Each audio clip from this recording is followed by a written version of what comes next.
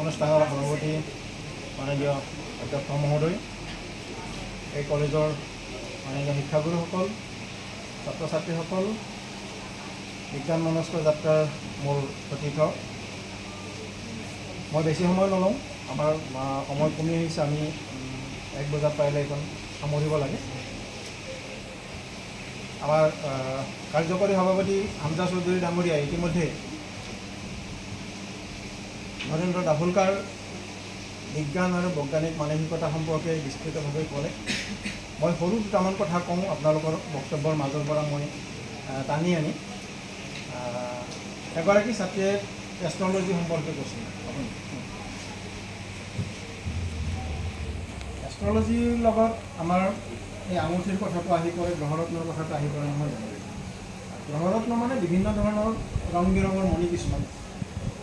অকণমান এই যিবিলাক গ্ৰহৰত্নৰ লগত আমাৰ ভাগ্য বা ভৱিষ্যতৰ সাঙুৰ দিয়া হৈছে। আমি প্ৰকৃতিত বহুত ফুল দেখা পাওঁ, বিভিন্ন ৰঙৰ ফুল আছে, ৰঙা, নীলা, হালধীয়া, অজস্ৰ ৰং আছে, তাত নাম আমি শেষ কৰিব নোৱাৰোঁ। যিবিলাক গ্ৰহৰত্ন সেইবিলাকো আচলতে শিল।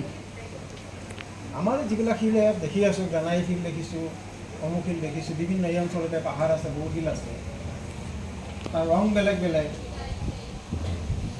গ্ৰহৰত্ন আৰু আমাৰ এই সাধাৰণ শিলবিলাকৰ জন্ম প্ৰক্ৰিয়াটো একে।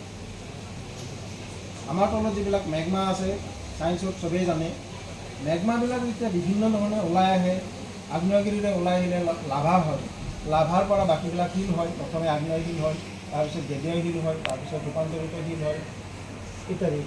এই গ্ৰহৰত্নবিলাকো এক ধৰণৰ আগ্নেয় শিল। যেতিয়া মেগমাৰ চলনটো হৈ থাকে, আমি জানো আমাৰ তলত মেগমাবিলাক গলিত অৱস্থাত আছে, উতলি আছে, আৰু তাৰ ওপৰত আমাৰ কিছুমান কঠিন শিলাস্তৰ আছে, যিটো আমি টেকটনিক প্লেট বুলি কওঁ। এই প্লেটবিলাক লৰচৰ কৰি থাকে। এই প্লেটবিলাক লৰচৰ কৰি থাকোঁতে তাৰ ফাঁকেৰে যেতিয়াই অকণমান মেগমা তলৰ পৰা ওলাই আহিব পাৰে, যিহেতু সি গলিত পদাৰ্থ, যিহেতু সি উষ্ণ, সি ওলাই আহি ওপৰৰ যিটো আপাত শীতল প্লেট বা মাটি ভাগ, যিটো আমি ক্ৰাষ্ট বুলি কওঁ, ভূত্বকৰ মাজত বিভিন্ন ধৰণে সোমায়। মেগমাৰ কোনটো পাত আহিব আমি নাজানো। যেনেকৈ ফুলৰ কোনটো ৰং আমি আহিব নাজানো, বিভিন্ন ৰঙৰ ফুল আহে বিভিন্ন গছৰ পৰা, ঠিক তেনেকৈ একেধৰণৰ মেগমাৰ পৰা বিভিন্ন ধৰণৰ কেমিকেল আহি পেলাই বিভিন্ন ঠাইত জমা হয়। জমা হোৱাৰ পিছত সি কোনখিনিত জমা হ'ল, কিমান দিন ধৰি তাত থাকিব পালে, কিমান উষ্ণতাত সি আহি কিমান সোনকালে ঠাণ্ডা হ'ল, কিমান বছৰ কিমান প্ৰেছাৰত থাকিলে, তাৰ ওপৰত এই বস্তুখিনি, এইবিলাক গ্ৰহৰত্ন বুলি কওঁ, জেমষ্টোন বুলি কওঁ, সেইবিলাকৰ আকাৰ, ৰং, উজ্জ্বলতা, কঠিনতা নিৰ্দিষ্ট হয়। এতিয়া আমি জানো যে ডায়মণ্ড ইজ পাৰফেক্ট 10। ইয়াৰ কঠিনতাটো জেমষ্টোনৰ সদায় 1, 2, 3 কৰা হৈছে পাৰফেক্ট 10। 10 হ'ল হায়েষ্ট কনচলিডেশ্যন। ডায়মণ্ড হয় কয়লাখন। কয়লাৰ উৎপাদন প্ৰক্ৰিয়া আৰু কয়লাৰ জন্ম প্ৰক্ৰিয়া আৰু ডায়মণ্ড হীৰাৰ জন্ম প্ৰক্ৰিয়া হয় একো পাৰ্থক্য নহয়। য'ত কয়লা আছে সাধাৰণতে তাতে হীৰা পোৱা যায়। কেতিয়াবা বিভিন্ন কাৰণত পৃথিৱীৰ সংকোচন, প্ৰসাৰণ, আগ্নেয় ভূমিকম্প ইত্যাদিৰ কাৰণে ডিছপ্লেচ হয়। কয়লা নথকা ঠাইতো হীৰা থাকিব পাৰে। যেনে মধ্যপ্ৰদেশত পান্না বুলি এটা খনি আছে, আজিকালি তাত হীৰা নোলায়, তাত এখনৰ হীৰা পোৱা গৈছে, তাত মাটিৰ তলত পোৱা গৈছে।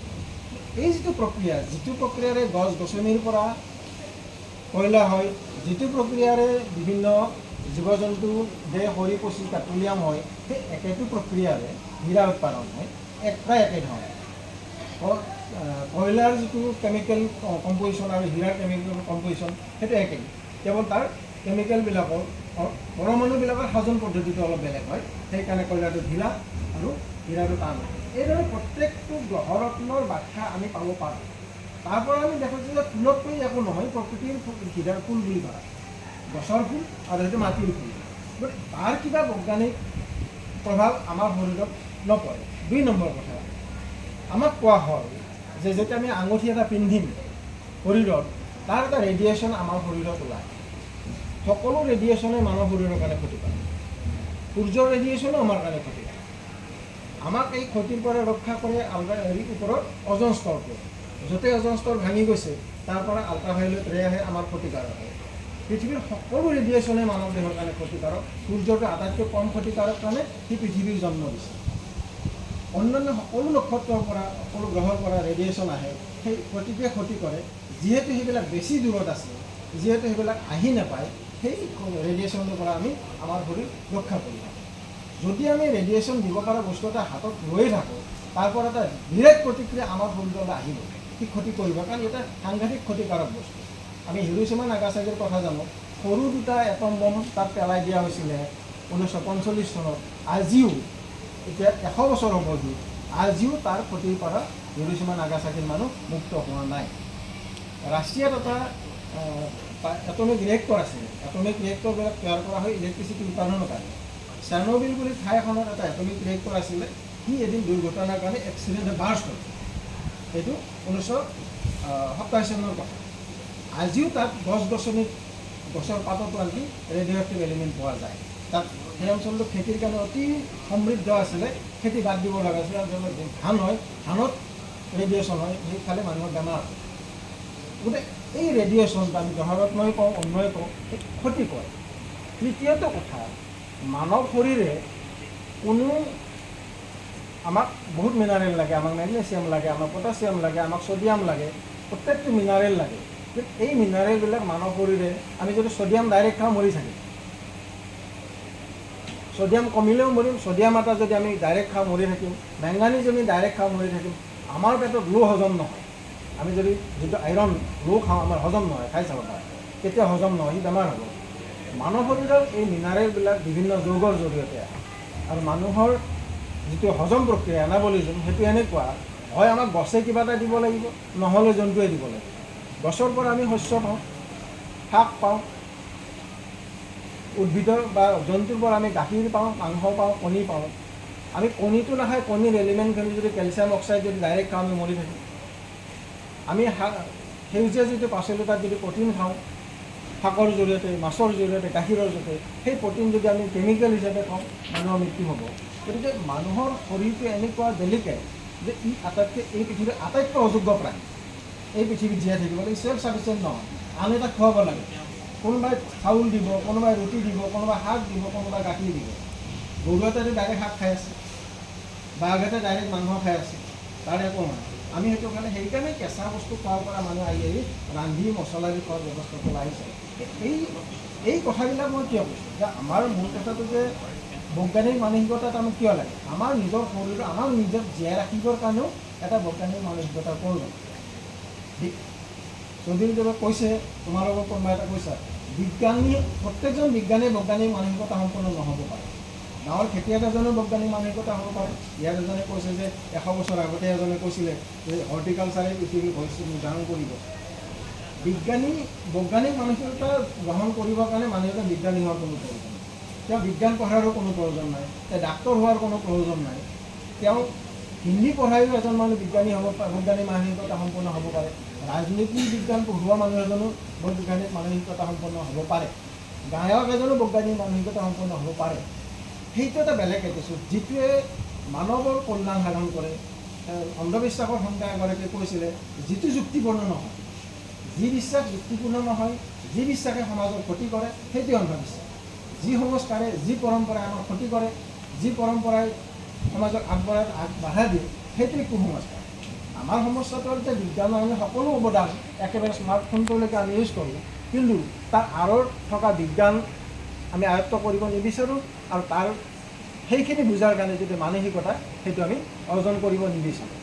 এটা সুস্থ জীৱনৰ বাবে, এখন সুস্থ সমাজৰ বাবে এই বৈজ্ঞানিক মানসিকতাটো এইকাৰণেই প্ৰয়োজন, তেতিয়া আমি কাৰ্যকাৰণটো গম পাব পাৰিম। যে কুলক্ষণী বুলি কওঁতে ক'লে যে মহিলা এগৰাকী বা ক্ষতিকাৰক পৰম্পৰা, মেকুৰী এটা গাড়ীৰ সন্মুখেৰে যোৱাটো এইকাৰণেই ক্ষতিকাৰক পৰম্পৰা। কিন্তু মেকুৰীটো ওলালে আমি বেয়া বুলি যদি বিশ্বাস কৰি গাড়ীখন ব্ৰেক মাৰি দিওঁ, এক্সিডেণ্ট হ'ব, সেইটোৱেই বেয়া। পাছে পাছে গাড়ী আহি আছে, আজিকালি সেইকাৰণে গাড়ীৰ আগতে ব্ৰেক মাৰিছিলে, আজিকালি ব্ৰেক নামাৰে, কি কৰে, এনেকৈ এটা কাটি দিয়ে খৰচ। তাৰমানে এই সংস্কাৰটোৰ আমি এটা ইজি চলিউশ্যন এটা উলিয়াই ল'লোঁ। 10 বছৰ আগতে ড্ৰাইভাৰজনে ব্ৰেক মাৰি দিছিল মেকুৰীটো গ'লে, এতিয়া সি জানে ব্ৰেক মাৰি দিলে পাছে পাছে আহে গাড়ী থাকে, খুন্দা মাৰি দিব। গতিকে সেইটো এটা ইজি চলিউশ্যন কৰিলে যে সি এটা 3 বাৰ এনেকৈ ক্ৰছ কৰি দিব।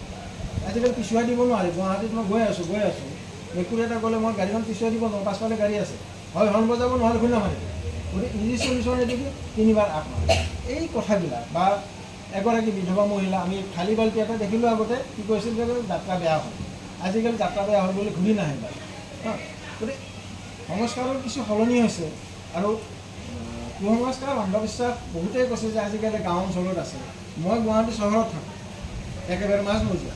অকল গাঁৱত কুসংস্কাৰ অন্ধবিশ্বাস আছে সেইটো নহয়, কুসংস্কাৰ অন্ধবিশ্বাসৰ ৰূপ সলনি হৈছে, টাউন চহৰত বেছি আছে। আজিকালি চহৰত বেছি অন্ধবিশ্বাসী মানুহ থাকে, সেইকাৰণে ডাঙৰ ডাঙৰ মন্দিৰবিলাকত চহৰত বেছি থাকে। আৰু বেছি যিমানে মানুহ বিত্তশালী হ'ব, ধনী মানুহ হ'ব, ডাঙৰ ব্যৱসায়ী হ'ব, তেওঁৰ অন্ধবিশ্বাসটো বাঢ়ি গৈ থাকে। এইকাৰণে তাত অৰ্থনৈতিক কথা এটা ভূমিকা আছে। মোৰ যদি উপাৰ্জন মাহত 15,000 টকা হয়, মই এটা জেমছুন কিনিব নোৱাৰোঁ, কাৰণ মোৰ পইচা নাথাকে। মোৰ যদি 15 লাখ হয় মাহত, মই কিনিব পাৰিম, তেতিয়া মই এটা আঙুঠি পিন্ধিম, কিবা এটা লাভ কৰাৰ কাৰণে। অৰ্থনৈতিক অৱস্থাৰ লগতো কিছু পৰিমাণে অন্ধবিশ্বাস কুসংস্কাৰ জড়িত থাকে, আৰু তাৰ ভিতৰত কিছু অন্ধবিশ্বাস কুসংস্কাৰ ব্যক্তিগত পৰ্যায়ত থাকে। যেনে কিছুমানৰ মই যদি ভাবোঁ যে ময়ূৰৰ পাখি এটা কিতাপৰ পাতত থৈ দি পঢ়ি থাকিলে মোৰ মনত থাকিব, সেইটো অন্ধবিশ্বাস। মানে এটা ব্যক্তিগত পৰ্যায়ৰ অন্ধবিশ্বাস, সেই কাকো ক্ষতি নকৰে। ময়ূৰৰ পাখিটো কিতাপৰ মাজত থাকে, সেইটো বুকমাৰ্ক হিচাপে ইউজ কৰিলোঁ মই বাৰু। ময়ূৰৰ পাখিটো থোৱাৰ কাৰণে মোৰ পঢ়া মনত থকা নাই, কিন্তু পঢ়াৰ কাৰণেহে মনত থাকিছে, কিন্তু এটা ব্যক্তিগত অন্ধবিশ্বাস। মই যদি সেই ময়ূৰৰ পাখিটো ধৰি লওঁ যে ৰাস্তাত ওলোমাই দিলেহে ভাল হ'ব, তেতিয়া কিন্তু সেইটো ৰাজহুৱা অন্ধবিশ্বাসলৈ পৰিণত হয়, আৰু ৰাজহুৱা অন্ধবিশ্বাসটো বিৰাট ক্ষতিকাৰক। আৰু সকলো অন্ধবিশ্বাসৰে মূল কিন্তু ধৰ্মত থাকে। ধৰ্মীয় বিশ্বাসবিলাকে, ধৰ্মীয় কথাবিলাকে, ধৰ্মগ্ৰন্থবিলাকে অন্ধবিশ্বাসবিলাক আমাৰ সৃষ্টি কৰে, অন্ধবিশ্বাসবিলাকক স্থায়িত্ব দিয়ে, অন্ধবিশ্বাসবিলাকক মান্যতা দিয়ে। কিন্তু কথাটো হ'ল, আমি যেনেকৈ জানো, চৌধুৰীয়ে কৈছে যে বিজ্ঞানৰ কোনো শেষ কথা নাই, বিজ্ঞানীৰ কোনো সিদ্ধান্ত শেষ বুলি নকয়, ধৰ্মগ্ৰন্থখিনি শেষ বুলি কয়। আজি বা 2000 বছৰ আগতে লিখা ধৰ্মগ্ৰন্থখন আজিও সত্য হৈ আছে। 2000 বছৰতো আমাৰ সমাজ সলনি হৈছে, আমাৰ জীৱিকা সলনি হৈছে। 2000 বছৰ আগতে আমি যি খাইছিলোঁ, আমাৰ পূৰ্বপুৰুষে যি খাইছিল, আমি সেইটো আজি খোৱা নাই। 2000 বছৰ আগতে আমাৰ পূৰ্বপুৰুষে যি পিন্ধিছিল, আমি আজি সেইটো পিন্ধা নাই। 2000 বছৰ আগতে আমাৰ পূৰ্বপুৰুষৰ যিবোৰ ঘৰ আছিল, সেই ঘৰবিলাক আজি আমাৰ নাই। 2000 বছৰ আগতে লিখা ধৰ্মগ্ৰন্থৰ কথা এখন আজিও কেনেকৈ সত্য হৈ থাকিব? তাতো সলনি হ'ব লাগিব। এই গোটেই কথাখিনিয়ে যেতিয়াই আমি ভিতৰত এই মানসিকতাটো গঢ় ল'ব, এইটো হয় নে নহয়। যেনেকৈ তোমাৰ নামটো কি আছিলে এষ্ট্ৰলজি কোৱা? পৰিস্মিতাই যিটো ক'লে যে তেওঁ ডিপ্ৰেশ্যন আছিলে, তেওঁ এষ্ট্ৰলজিত বিশ্বাস কৰি এষ্ট্ৰলজি এপ চাই এটা সময়ত আঙুঠি পিন্ধিলে, এতিয়া বুজি পাইছে যে ইয়াৰ কোনো ভিত্তি নাই। কথাটো সেইটো, নিজক প্ৰশ্ন কৰা। সাপে কোটা মানুহজনক এণ্টিভেনমৰে প্ৰয়োজন, ঢেকীয়াৰে জাৰিলে নহয়। ঢেকীয়াৰে জাৰিলে সেইজনে ভাল হ'ব যে ধৰা সাপে কুটিব, খেতি সাপে কটাৰ পিছত ঢেকীয়াৰে জাৰিলে সি ভাল নহয়। গতিকে এই কথাবিলাক যদি আমি ভালদৰে ভাবি চাওঁ, তেতিয়াহ'লে আমি নিজকে প্ৰশ্ন কৰিব শিকিম, আৰু বৈজ্ঞানিক মানসিকতা সেই মুহূৰ্তত জন্ম হ'ব যেতিয়া আমি নিজকে প্ৰশ্ন কৰিবলৈ শিকিম, এইটো কিয়? নিউটনে যদি আপেলটো ওপৰৰ পৰা সৰি পৰোঁতে খাই পেলালেহেঁতেন, আমি আধাখন সপোন নাপালোহেঁতেন, হয় না? নিউটন ইউৰোপত জন্মিছিল কাৰণে আপেলটো পৰোঁতে তাৰ কাৰণ বিশ্লেষণ কৰিলে। ইয়াত যদি হ'লেহেঁতেন মই খাই পেলালোহেঁতেন। সৰাৰ ফলত আমি কত আম খাইছোঁ সৰুতে, নহয় জানো? আমিতো ভবা নাই, আম খায়ে আছোঁ হাজাৰ বছৰ ধৰি। আমি ভাৰতীয় মানুহে মাধ্যাকৰ্ষণ শক্তি আৱিষ্কাৰ কৰিব পৰা নাই। পানী উতলা আমি হাজাৰ বছৰ ধৰি দেখিয়ে আছোঁ। কেৰাহী বহাই দিলে পানী উতলে। ইঞ্জিনটো ক'ৰ পৰা আহিল? ইংলেণ্ডৰ পৰা আহিল। তেওঁ ভাবিছিলে যে এইটো এটা শক্তি আছে, এইটো শক্তিৰ সহায়ত আমি ইঞ্জিন এটা চলাব পাৰিম, গাড়ী চলাব পাৰিম, ৰেল চলাব পাৰিম, নহয় জানো? সেইটো বৈজ্ঞানিক মানসিকতা, আৰু সেই মানসিকতাত জন্ম দিব লাগিব আমি। তেতিয়াহে আমাৰ মাজৰ পৰা আৰু 100 বছৰ পিছত কোনোবা এজন তেনেকুৱা বিজ্ঞানী ওলাব। 2 এজন ওলাইছে, নোলোৱা নহয়, কিন্তু আৰু আমাক দৰকাৰ।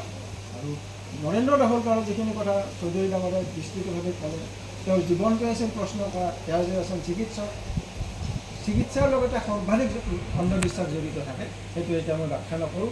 আৰু আমাৰ বহুত বেমাৰ অন্ধবিশ্বাসৰ কাৰণে বেমাৰ বেছি হয়, বহুত মৃত্যু অন্ধবিশ্বাসৰ কাৰণে হয়। এই কথাবিলাক আমি যেতিয়া ভালকৈ বিশ্লেষণ কৰিবলৈ শিকিম, প্ৰত্যেকে প্ৰতিগৰাকী ছাত্ৰ ছাত্ৰীক কৈছোঁ, আমি যেতিয়া প্ৰত্যেকে এই কথাবিলাক বিশ্লেষণ কৰিব শিকিম, লাহে লাহে শিকিম, আমাৰ সমাজখন সলনি হ'ব ধৰিছে। আৰু অকল স্মাৰ্টফোনটো ইউজ কৰোঁতে আমি স্মাৰ্ট হৈ নাথাকি চিন্তা চৰ্চাটো আমি যদি স্মাৰ্ট হ'ব পাৰোঁ, তেতিয়াহ'লে আমি আৰু ভালেখিনি আগবাঢ়িব পাৰিম। আজি প্ৰতিযোগিতাত বহুতখিনি প্ৰতিযোগীও পাইছোঁ, সেইটো এটা আনন্দৰ কথা। প্ৰত্যেকে কথাবিলাক ক'বলৈ যত্ন কৰিছে, সেইটো এটা আনন্দৰ কথা। কিন্তু বিষয়টো আৰু অলপ তোমালোকে গভীৰলৈ যাব লাগিব। আৰু এই কথাবিলাক জানিবৰ কাৰণে কেৱল বিজ্ঞানেই পঢ়িব লাগিব কলেজত, তেনেকুৱা কোনো কথা নাই। বিজ্ঞানৰ বাহিৰৰ ছাত্ৰ ছাত্ৰীও বহুত আহিছে। এইখিনি খুব প্ৰয়োজনীয় কথা। আৰু মই ক'লোঁ এইখিনি কথা এদিনত কৈ শেষ কৰিব পৰা কথা নহয়, আমাৰ সময় নিমিত। এইখিনি কৈ মই মোৰ বক্তব্য